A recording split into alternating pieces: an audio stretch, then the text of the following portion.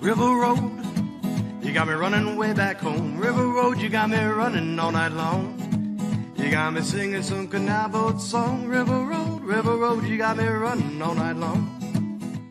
Hello, everybody, and welcome to our Friday edition of Niner Nuts. I am Indiana Dan, here along with Jimmy B and Easy E. How are we doing, gentlemen? I mean, it's Friday. Let's talk about some bets. Let's talk about the big swing that we are taking this week.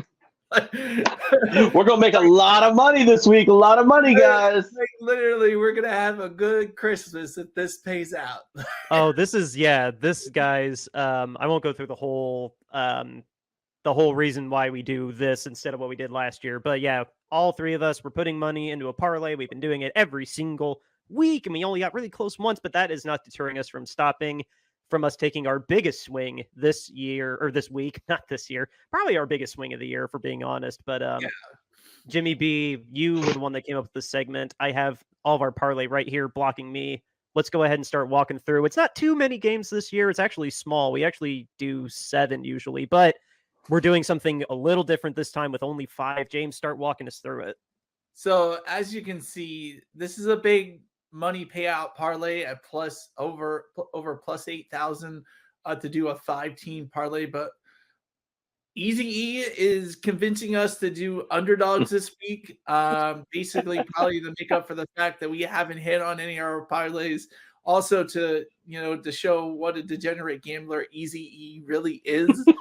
Like, these parlays are not his only bets. I'll just say that. And so he's really piling on him this week.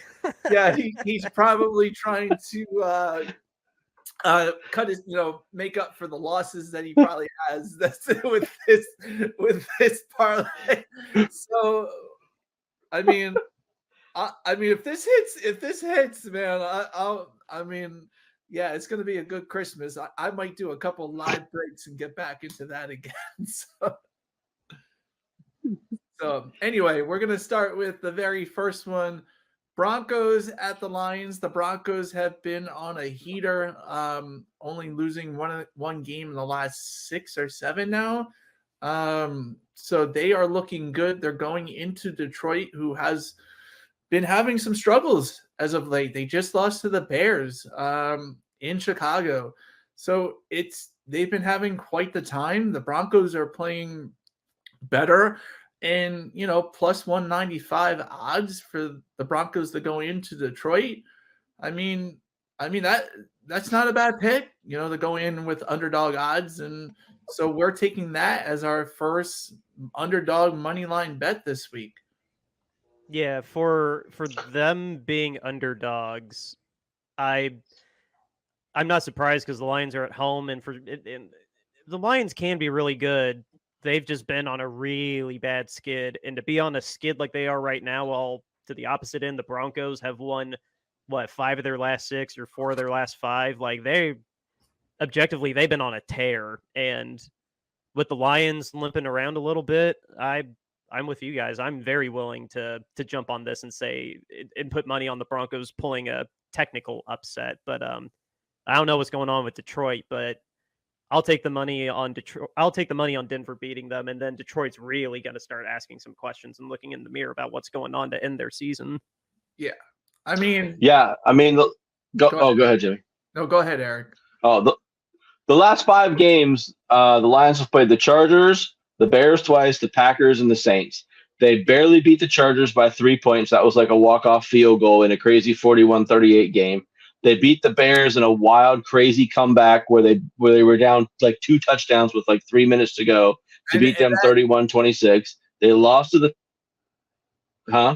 I was just going to say that Bears game they should have lost if it wasn't for a bad coaching call by the Bears.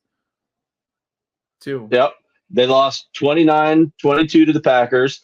They barely beat the Saints 33-28 when they were up already 21-0 in like the first quarter and barely hung on to beat the Saints. And then they just lost to this Bears team again. Their wins are barely wins over the last 5 games. They're just not beating teams. And as you said, the Broncos have been playing really good football these last few weeks.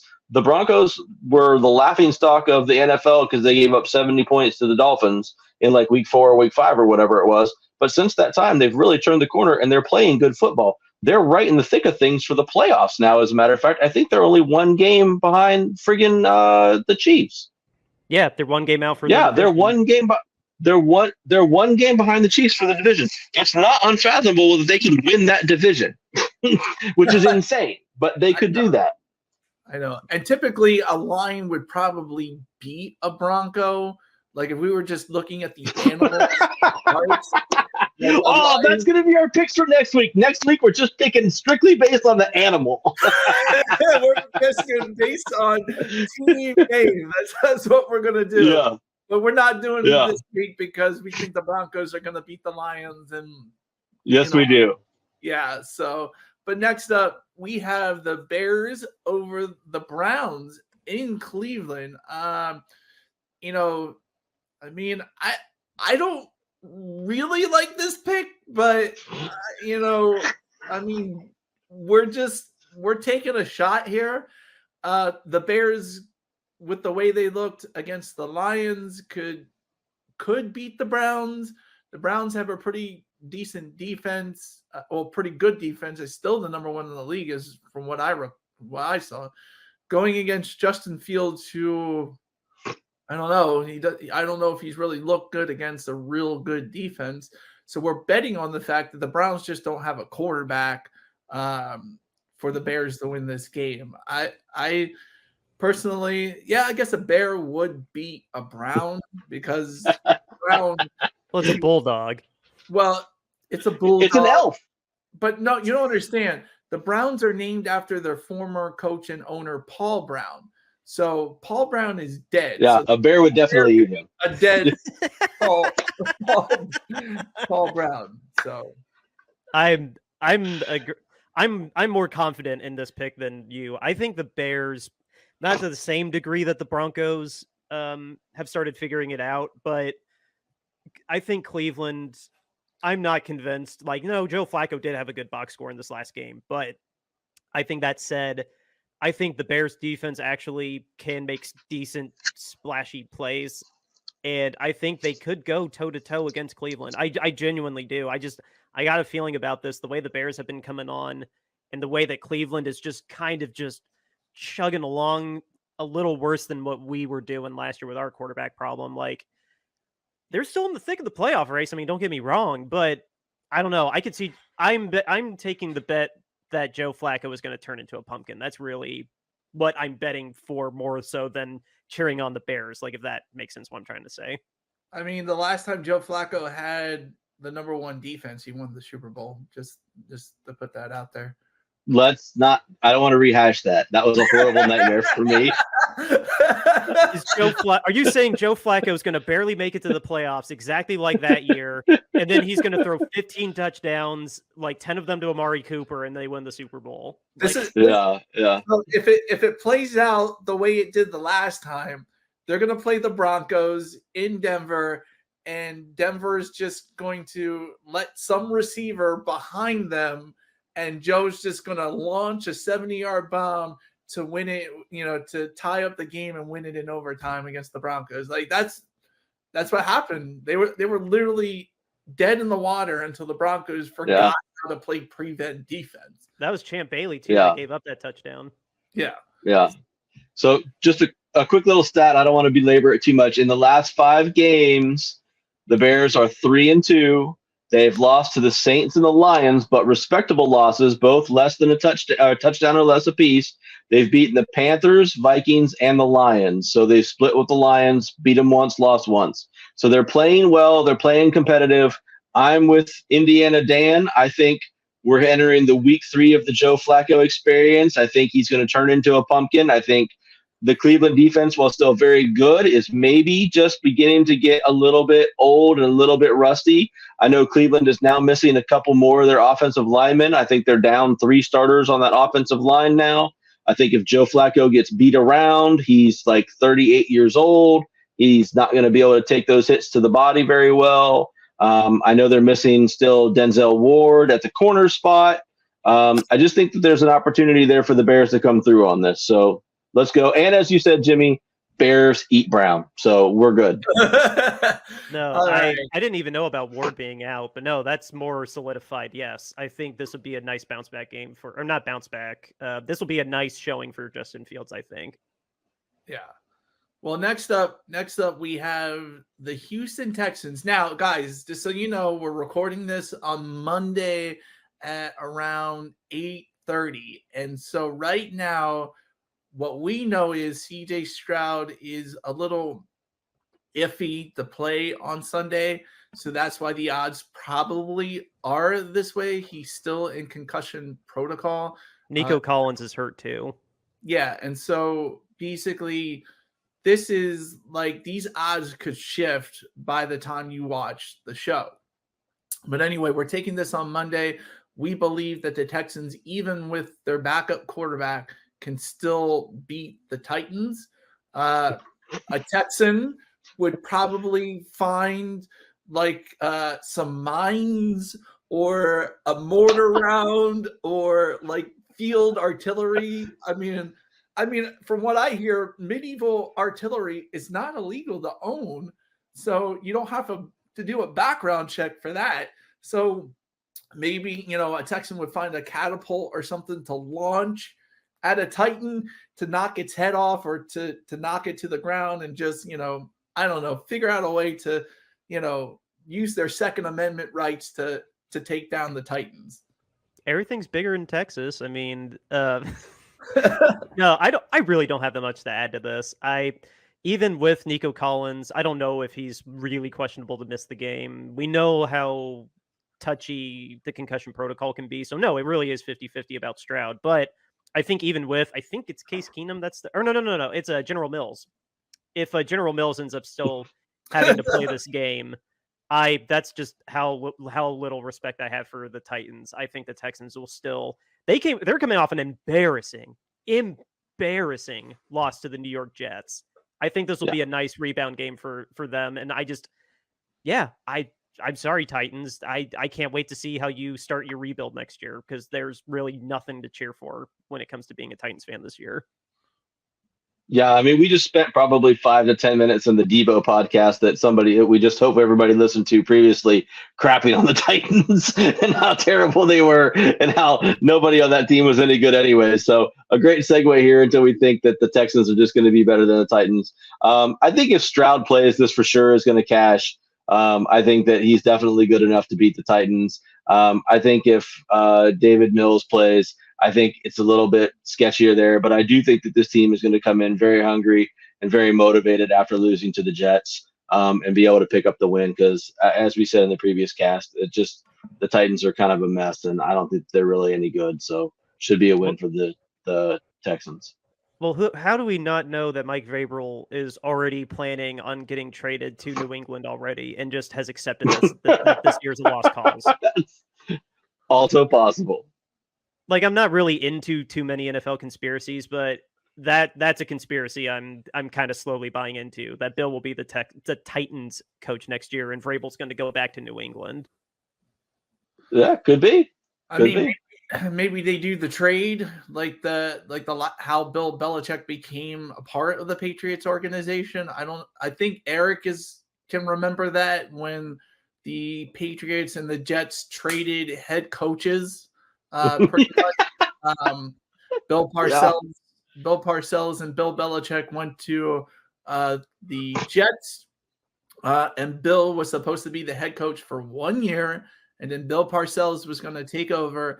And a half an hour later, Bill Belichick resigns from the Jets organization and takes the job in New England. It was one of the craziest moments in a quite insignificant rivalry that the NFL is just. I remember that. Yeah, that was crazy. So maybe Vrabel goes to New England and Bill goes to Tennessee. But my thing would be, I think Bill, if he was going to go anywhere, would go to the New York Giants, and Dable would be out, and after a really bad year, and Bill with the connections to the Giants in the past, and the Mora family. Like, I think he might go to the Giants, but that's what I think.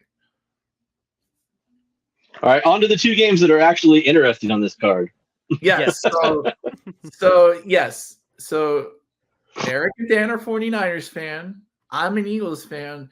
And it pains me that we're deciding to take this long shot with the Cowboys, because in my history, anytime you need the Cowboys to win for a significant amount of money like this, they end up losing. But they are the underdogs going into Buffalo.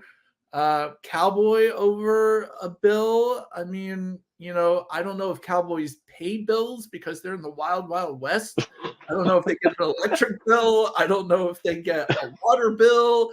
So it's a buffalo. They shoot buffaloes. Well, yeah, I guess they shoot buffalo, but it's not. It's a bill. It's like, I mean, if the Bills were playing the Chargers, if you keep charging, eventually you're going to have to pay the bill.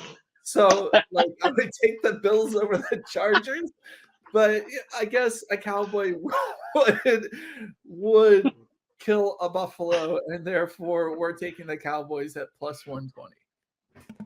Yeah, I kind of jumped on this one. At least in my mind, I can't remember if I put it in the group text or not. But no, when I saw that the Cowboys were underdogs to the Bills, that was really what put me over. Of like, no, we're doing the underdog one. I don't know why they're an underdog to the Bills. The way that the Bills are playing, even though they're at home, I don't see it going Buffalo's way against Dallas. Like, sure, it may be competitive. It won't be a curb stomping like Dallas has been doing, but no, Dallas. I need a pretty damn convincing argument to even consider Buffalo pulling an upset in this game. I just don't see it happening. Yeah, I mean, if it comes down to kickers. I hate to say this, but I trust the Cowboys kicker over the Buffalo Bills kicker. Like, to make a 58. He's great.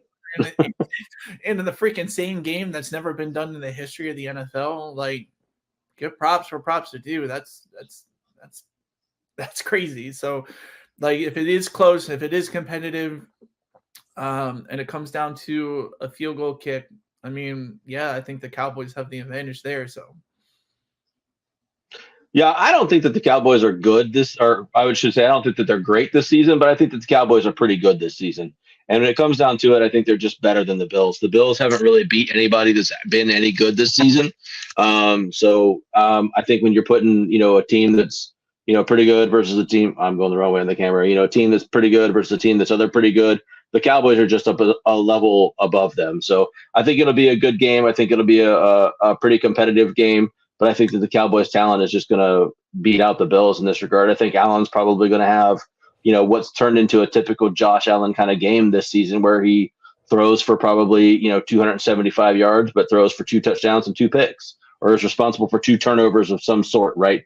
Probably a fumble in there or something like that. And, the Bills just kind of, mess the game away like they have been all season long. I just don't.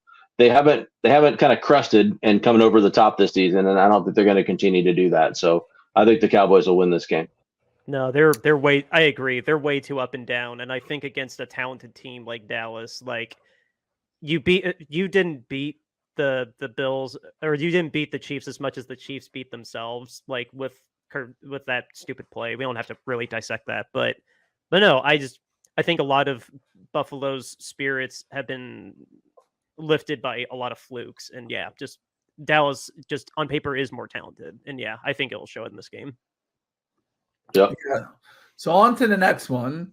I'm the one who convinced everybody to take the underdog in this one, and I know it's weird, for me to say that I'm going to think the Eagles are going to lose, especially after their last 2 performances. Pressure's on them to perform well. But if history tells us anything, doesn't matter who the quarterback is, doesn't matter who the coordinator is on either side of either team, the Eagles have not beaten Seattle since 2008, whether it be in Philly or in Seattle. And especially in Seattle, they seem to really play their worst when they play Seattle in Seattle. So I honestly, they wanted to take the Eagles. I said, do not bet on the Eagles to beat the Seahawks because I wouldn't do it. And so we reversed it. And yeah, we're taking the Seahawks. Now, personally, like, I think an Eagle would kill a Seahawk like easily with its claws, like just swoop down, pick it up, and just mangle it to death. But these Seahawks, they have some extra oomph from the 12th man, it seems like, who has a shotgun ready to kill the national bird. So that's what it seems like every time we see out. You're not wrong. I would definitely on paper take the Eagles over the Seahawks, but that rationale, weirder things have happened. Like it's a 4-game losing team. It's one team on a 4-game losing streak and another team on a 2-game losing streak. Somebody is going to be happy at the end of this. Like, I know that's a dumb way to phrase it, but I know the Seahawks pulling an upset. Like, I know how much it's going to kill you to go into a 3-game losing streak if this actually happens. Like, for this payout, if for listeners go on YouTube, this payout, I really hope the upset happens. Not so much just for the seeding. Like, of course, I'm going to be happy for the seeding. I will feel bad for you though, that it will turn into a 3-game losing streak if this actually happens, though. Like, I don't personally think it will, but for your rationale and like with how big a swing we're taking on this ticket, no. Like, I hope it's a competitive game. I will say that. I'll pin my thoughts with that. I hope it's a competitive loss if it is a loss. Yeah, and the Eagles just have so much trouble with the Seahawks. I mean, it's just they play down. Like, if the Seahawks are bad, the Eagles play bad. Even if the Seahawks are good, the Eagles still play bad. So this game is been elusive. Doesn't matter if it was Chip Kelly, Andy Reid, Nick Sirianni, or Doug Peterson. Like, none of those coaches could beat Seattle. You know, I mean, Andy Reid did in 2008, but after that, like, they haven't won. And I hate to say it, but in recent memory, the Seahawks have been the Eagles' kryptonite, whether they play at home or they play in Seattle. And yeah, I don't want this to hit because I want the Eagles to win. But if they lose this game and this ticket hits, I don't know. Like I said, I'll probably buy some cards on Whatnot. Shout out to Whatnot. I'll do a couple live breaks for me to feel better about it. So, yeah, I mean, if we're sitting 1, 2, 3, 4, if we're sitting 4 games deep and this is the only one left, I think you might be a little torn between your personal love of the Eagles and your love for $1,000. Yeah, no, this will be a nice little split if we actually do hit it. But no, I think. I don't think the Seahawks are as bad as they seem. I mean, I know they're on like a 4-game losing streak. Over their last 6 games, they've played the Ravens, who they lost to. They got boat raced by the Ravens, but the Ravens are really good. They played the Commanders, beat the Commanders. The Commanders are not terrible. They lost to the Rams on a kind of a fluky sort of a loss there. And then they played the Niners, Cowboys, and Niners. So, I mean, it's not really that unexpected that they would kind of come out of this stretch of the season with losses through here. But, you know, they were competitive in that Cowboys game. I mean, if you remember, that was a big shootout, 41-35. It wasn't like they got blown out in that game in any way, shape, or form. Now, they did get kind of run roughshod by the 49ers, but the 49ers have been doing that to everybody this season, so that's not really something to be unheard of. So I think this can be a very competitive game. Both teams are really playing for their big stakes in the playoffs, right? I mean, Seattle's playing for their playoff lives, essentially, in this game. They've got to win this to stay alive in the playoff hunt. The Eagles, this is a must-win game for them if they want to keep alive their dreams of having the number 1 seed. I mean, if they lose this game, the number 1 seed probably gone. Yeah, I mean, they could lose the division too. So, I mean, like, it's a huge game for them too. So I mean, there's just a lot on the line for both teams. I think it's going to be an excellent Monday Night Football matchup. I think it can come down to a lot of things, and I think Seattle has an opportunity to pull it off, especially being the home team. I mean, as hard for me it is to say that the Eagles will have a good chance at losing this game. I've just been watching them since 2000, for a long time now, and just the last 15 years, whenever they played the Seahawks in the playoffs at home in a regular season game, on the road in Seattle in 2017 when we won the Super Bowl, we still lost to Seattle in Seattle. So Seattle has always played us tough. I think they're trying to get rid of the stereotype that a Seahawk would lose to an Eagle out in the wild. And so, yeah. Right. I think with that, this is an awesome ticket. I think this is going to be a lot of fun. Also, like James said before, I'll just reiterate it real quick before our sponsor. These odds are subject to change. Please call 1-800-GAMBLER if you have a problem. And please check and see how legal gambling is in your state, because it is varying state to state. Anyway, disclaimer out of the way. Who is the sponsor for our show this entire season? The wonderful people at RoyalRetros.com. What is RoyalRetros.com? It is your go-to place to get an authentic throwback jersey. They cover all the major sports: football, basketball, baseball, soccer, every sport's on there. Sorry. What they're doing there for us Niners fans is they have this really cool candlestick collection that's up there right now. A lot of really cool merchandise that's on there. If you find something that you like, throw it in your cart and then use the promo code Shady Sports to get 10% off of your entire order, not just one item. Again, it's Shady Sports to get 10% off of your entire order. Go to RoyalRetros.com right now and get yourself an authentic throwback jersey today. It helps the show. It helps the network. And we really appreciate them being a sponsor. James. Guys, now we're going to draw attention to a little problem that's going on in the NFL. If you follow the show, we've been doing this since the beginning of the season pretty much. And what's been going on is, we've had owners behaving badly in the NFL, not reporting on it. Jed York, the COO of the 49ers, is being sued in a civil lawsuit for insider trading from a company that was helping students cheat during the pandemic.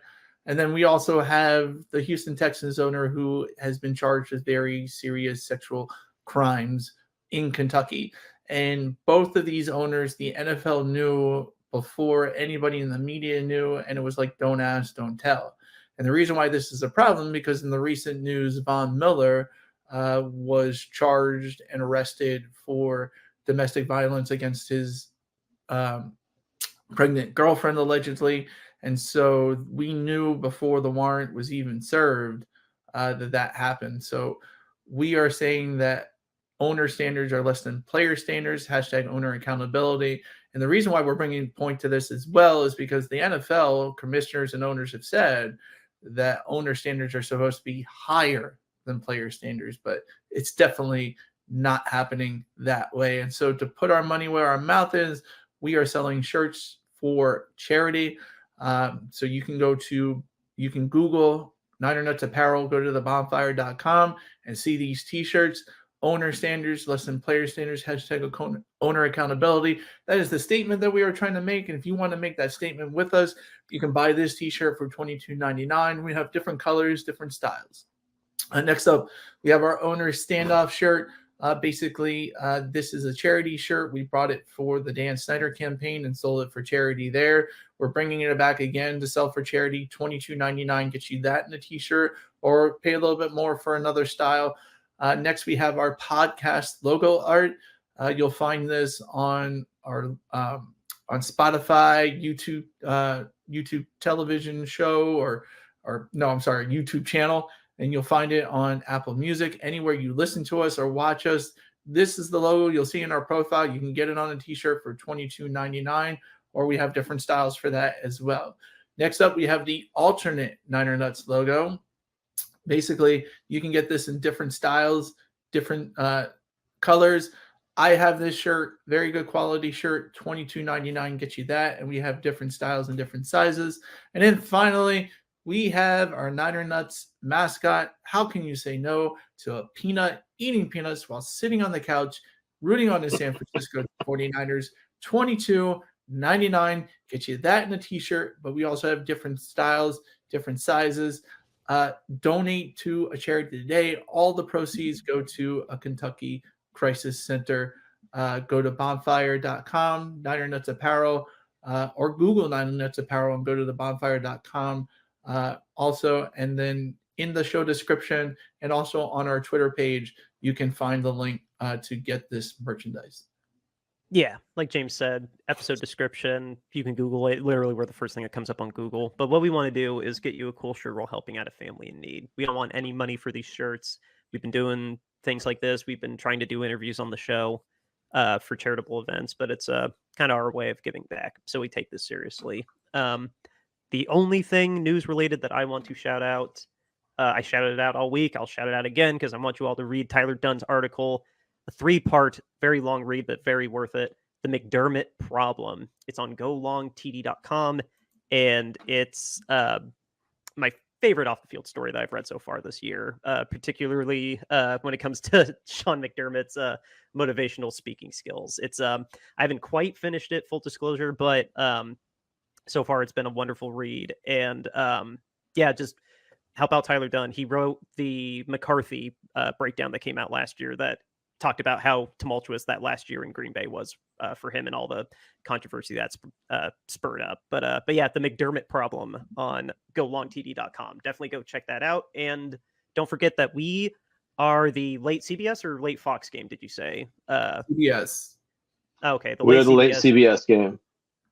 Right on. Thank you. We kick off at 4:00 East Coast time and 1:00 West Coast time, and we are going to be playing the Cardinals. So yeah. It's just I would just tell the guys, just don't take it lightly. Yes, it's the Cardinals, but it's still a division game. Our crown is up for grabs. We can lock in the division if we beat the Cardinals. So just keep that in mind and just don't let off the gas. And I have a little bit of breaking news that came out 18 minutes ago as reported by ProFootballTalk.com. Patrick Mahomes expresses regret for his reaction to the Kadarius Toney penalty, and specifically for how Mahomes handled the situation with Josh Allen after the game. I know. Poor whitey baby Mahomes. Oh, I feel so bad for him. You know, this apology wouldn't have happened if we didn't catch it on camera, right? The handshake with Josh Allen, which of course we were going to record. Of course, it was going to go viral that he didn't say good game. He just said that was the worst call I've ever seen. Like, I don't know. I'm not going on a whole tangent on it. Just look at the way that Josh Allen handled his overtime loss 2 years ago versus the way that Patrick Mahomes handles this loss. And you see two very different people. For sure. Entitled crybaby. Go eat a Subway sub, you loser. I love it. Yes. No, I think that's a good way to wrap up this awesome episode and this awesome week. Well, with that being said, outro music, River Road, Justin Muth. Let's beat the Cardinals. We'll see you next week.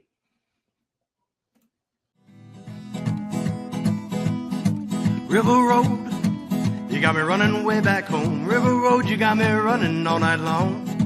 You got me singing some canal boat song. River Road, you got me running all night long. River Road, where have all the women gone? Have they kissed her hand and waved you bye-bye? Have they thought about crossing your double yellow lines? River Road, they love the way you whine and cry.